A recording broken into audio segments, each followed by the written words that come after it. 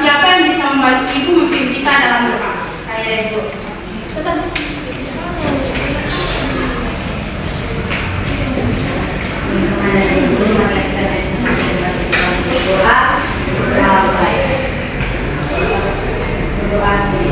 Oke, terima kasih anak siapa? Liana. Oke, terima kasih Liana sudah memimpin kita dalam doa. Apa kalian sudah mengenal Ibu? Betul.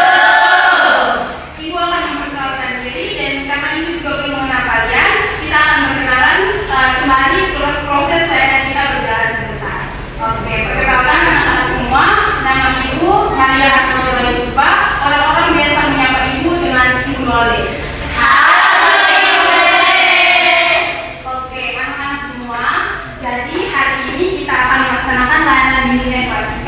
Dengan topik membangun skill komunikasi dan kolaborasi untuk karir sosial. Anak-anak setelah mendengar topik ini, apa yang terbesit di pikiran anak-anak semua tentang karir sosial? Pekerjaan sosial. Oke, baik sekali dengan anak siapa? Oke, anak yang bilang pekerjaan-pekerjaan yang berkaitan dengan sosial. Nah, pekerjaan-pekerjaan, contoh-contoh pekerjaan apa yang berkaitan dengan sosial? Siapa yang bisa? Coba guru, benar sekali tentang jadi karir sosial ini berkaitan dengan pekerjaan-pekerjaan sosial ya. Sekarang Ibu akan menjelaskan sedikit tujuan dari layanan yang akan diberikan ini. Jadi anak-anak semua, yang Ibu harapkan setelah Ibu memberikan layanan ini adalah anak-anak semua bisa menjelaskan skill kolaborasi dan komunikasi seperti apa yang diperlukan oleh seseorang dalam karir sosialnya, yaitu contohnya seperti guru. Yang kedua, anak-anak bisa saling berargumentasi, saling memberikan pendapat, memberi umpan balik terhadap pendapat teman saat melakukan diskusi. Kenapa begitu? Karena dalam layanan Ibu hari ini, Ibu menggunakan pendekatan cooperative learning. Jadi anak-anak, kita akan menggunakan metode STAD, yaitu Student Team Achievement Dedication, yaitu di mana metode ini mengharuskan anak-anak semua dalam kelompok yang nanti sebentar Ibu akan lagi, kalian semua akan saling berargumentasi, memberi umpan balik terhadap argumen teman, dan juga berpendapat terkait dengan suatu topik, yaitu kolaborasi dan komunikasi. Apakah suara itu terlalu cepat? Tidak. Yang perlu kita ketahui lagi bersama bahwa kita akan melaksanakan pertemuan kita ini dalam 2 kali pertemuan. Nanti ada 1 kali pertemuan lagi pada minggu depan, dan minggu ini kita akan fokus pada diskusi kelompok dulu. Karena di minggu depan kita akan melakukan kuis. Anak-anak akan melakukan kuis, dan kuis 2 minggu lagi itu, yaitu minggu kedua dan minggu ketiga, akan dikirimkan melalui Google Form yang akan dibagikan linknya melalui WA Group. Apakah kalian ada WA Group di kelas? Ada. Siapa ketua kelasnya? Bila nanti masukkan link ya, agar Ibu bisa mengirimkan di Google Drive-nya. Oke. Selanjutnya, anak-anak semua, kita sudah membuka dengan tahap awal. Ibu sudah menyapa kalian. Selanjutnya kita masuk pada tahap transisi di mana kita akan melakukan ice breaking untuk lebih meningkatkan fokus dan konsentrasi kita. Mau ice breaking atau tidak? Tapi sebelum kita ice breaking, Ibu jelaskan lebih lanjut ya. Tahap selanjutnya itu kita akan mengerjakan LKPD kalian, akan mengerjakan LKPD yang akan Ibu berikan. Di dalam mengerjakan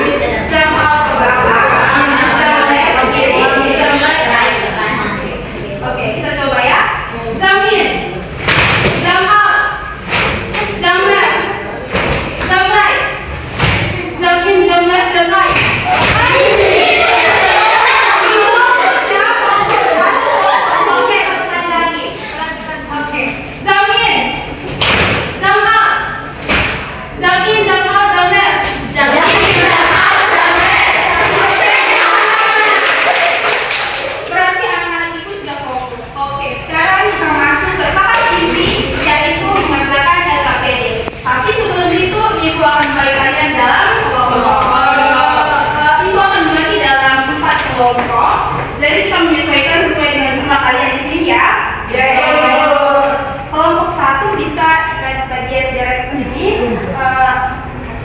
Anak baby bisa bergabung dengan teman-teman di sebelah sini.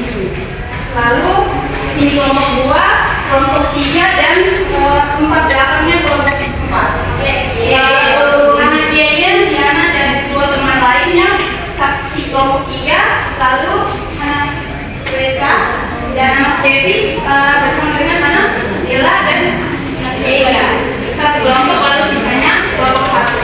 Oke, Ibu. Bisa dulu.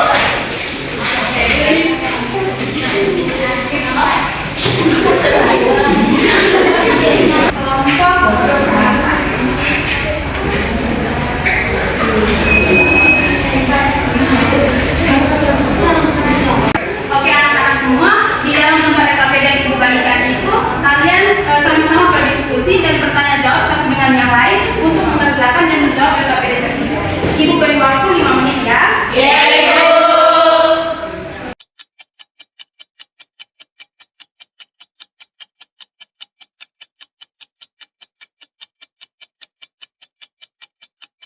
Apakah kalian sudah mengerjakannya anak-anak? Sudah, Ibu. Selanjutnya Ibu minta jawaban dari kelompok 1. Satu orang mewakili. Dari Ibu soalnya adalah definisikan dan sosial dan jelaskan mengapa keterampilan komunikasi penting dalam karir sosial. Nah, jawaban dari kelompok kami yaitu karir sosial merupakan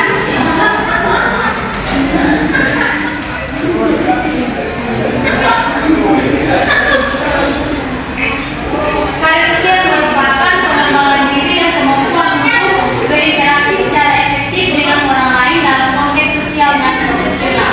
Nah, komunikasi penting untuk menyampaikan ide, pandangan, dan mendengarkan orang lain dan membangun hubungan yang kuat. Oke, itu tepuk tangan untuk anak-anak. Sebuah komunikasi itu penting karena dengan komunikasi yang efektif, si penerima pesan yang kita sampaikan pesannya itu bisa tersampaikan dengan baik dan juga tidak ada kesalahpahaman atau miskomunikasi. Selanjutnya kelompok Eva bisa mengutip bagian jawabannya. Baik Ibu, selanjutnya contoh situasi kolaborasi dan komunikasi seluruh kelompok kami, kerja kelompok, diskusi dan kegiatan ekstrakurikuler. Oke, tepuk tangan untuk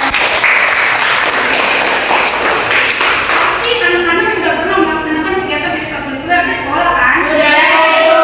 Coba sebutkan kegiatan ekstrakurikuler seperti apa yang kalian ikuti di sekolah. Kalian kalian? Oke, pramuka. Gambe, seni tari. Oke. Jangan-jangan anak Juliani ini menjadi seorang mayoret ya di sekolah. Selanjutnya kelompok 3 bisa dibaca. Pertanyaan ini, buatlah strategi kelompok untuk meningkatkan kemampuan komunikasi dan kolaborasi. Jawabannya, 1. Berlatih komunikasi aktif melalui presentasi dan diskusi kelas. Yang kedua, meningkatkan kemampuan mendengarkan. Yang ketiga, aktif berpartisipasi dalam ikut dan tim. Oke, tepuk tangan dulu.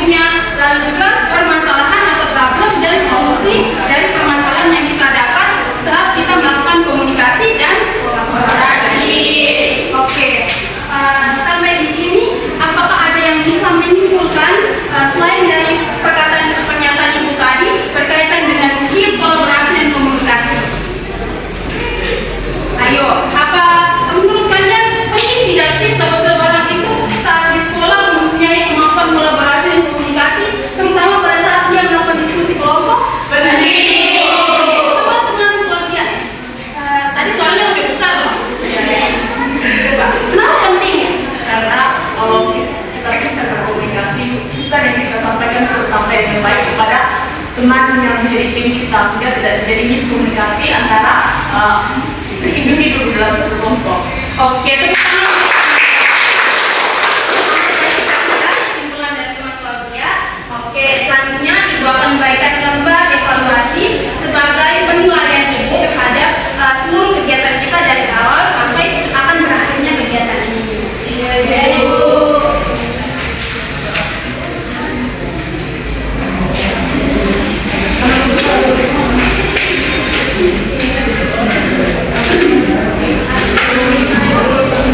Oke, tadi kan Ibu beri waktu 5 menit untuk mengisi ya.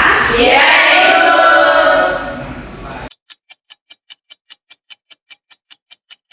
Oke, sudah? Demikian berakhirlah sudah proses layanan kegiatan bimbingan konsultasikal kita pada hari ini.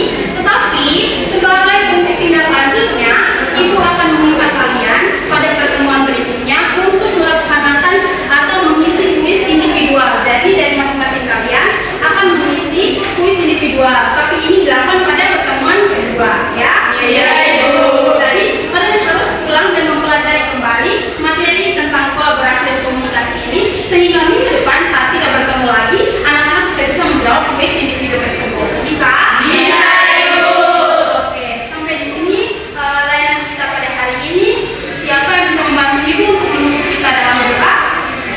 Oke, silakan.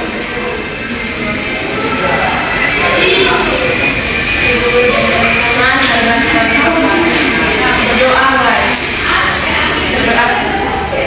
Terima kasih anak Bella yang telah memberi kita dalam doa.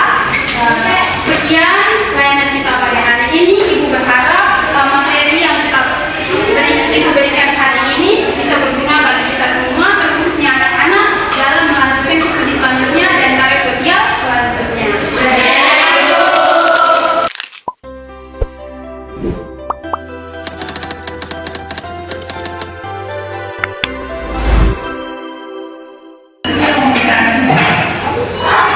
Selamat pagi anak-anak.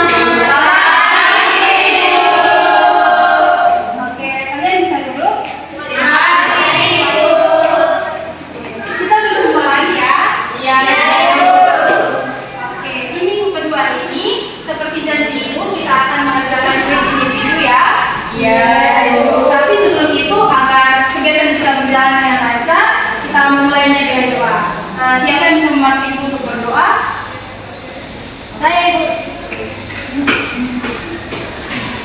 Ayo teman-teman menyaksikan pada berdoa berdoa sebesar. Terima kasih anak Suriani. Oke, Ibu tidak perlu memperkenalkan diri lagi ya. Iya, Ibu. Sedikit memberikan materi atau menjelaskan materi berkaitan dengan skill kolaborasi dan komunikasi ini. Jadi anak-anak semua, yang pertama tentang kolaborasi. Kolaborasi ini kita kenal juga sebagai proses kerjasama antara dua orang atau lebih. Biasanya anak-anak di kelas melakukan kolaborasi ketika kalian berdiskusi kelompok. Benar atau tidak? Benar. Komunikasi juga merupakan proses penyampaian dan penerimaan pesan. Dari misalnya anak Diana mengkomunikasikan suatu pesan kepada anak Juliani. Oke, kenapa keterampilan sosial kolaborasi dan komunikasi ini penting untuk karir sosial? Karena kolaborasi ini efektif untuk meningkatkan hasil kerja. Jadi ketika anak-anak bekerja di suatu perusahaan atau menjadi guru atau pekerjaan-pekerjaan sosial lainnya seperti jurnalis, wartawan, itu kan anak-anak berbaur dengan lingkungan sosial kan, karena anak-anak ingin mendapatkan berita dari situ. Jadi ini merupakan karir yang penting karena prosesnya itu di mana anak-anak terlibat untuk mencari tahu, menemukan sebuah permasalahan atau sesuatu informasi yang anak-anak ingin ketahui. Lalu apa saja hambatan-hambatan yang kita temukan ketika kita melakukan kolaborasi dan komunikasi? Ada beberapa hambatan, yaitu gangguan fisik. Misalnya anak-anak yang sedang sakit, berarti anak-anak tidak bisa bekerja dalam kelompok dengan maksimal karena anak-anak sakit. Jadi biasanya cenderung lebih diam dan teman lain yang lebih aktif. Yang berikutnya adalah perbedaan budaya. Biasanya anak-anak susah untuk mengkomunikasikan sesuatu. Ketika anak-anak misalnya berasal dari suatu daerah yang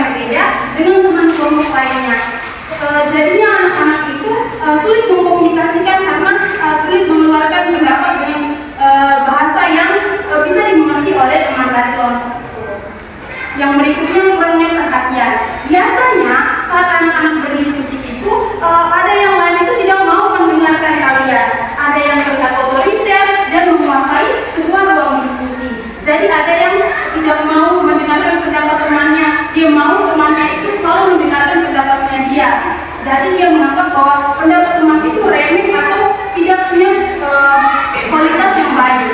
Oke. Lalu bagaimana nih cara mengatasi masalah-masalah tersebut? Untuk mengatasi masalah tersebut, kita bisa melakukan komunikasi terbuka.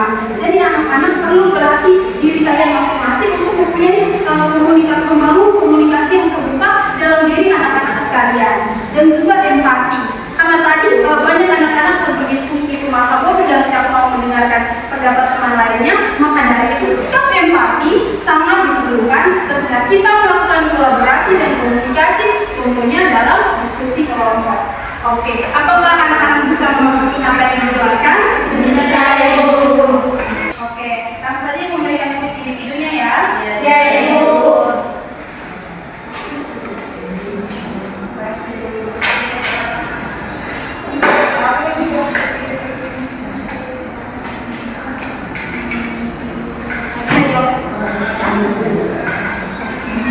Ini memberikan waktu kalian 10 menit untuk mengerjakannya ya. Ya, Ibu. Silakan dikerjakan.